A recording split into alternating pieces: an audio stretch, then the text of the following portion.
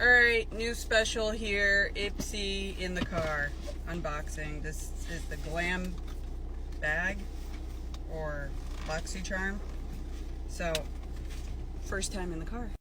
5 hours later, at least the tape really sticks. So here it is, and we are on the month of October. Shout out to the October babies. And it's my birthday. It's your birthday soon. Alright, so we have Heat Defense Serum, Silky, I think that's what it's called. Grapeseed oil, avocado oil, jojoba oil, 50 ml. Awesome. This came just like this. Trace Luce, volumizing mascara. Anybody tried this? Looks cool. I'm sure it's black. It's vegan. Dew of the Gods. Oh, this looks nice. This is a Dream Quake scrub all over pre-bed, bath, or shower. Anybody tried this? I like Dew of the Gods.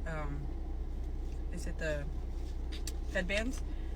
200 grams lavender and chamomile relaxation body scrubs. Love it. Huda Beauty liquid matte lipstick. What color is this? Trophy Wife. Ooh. So I guess this is the color. This is what it looks like.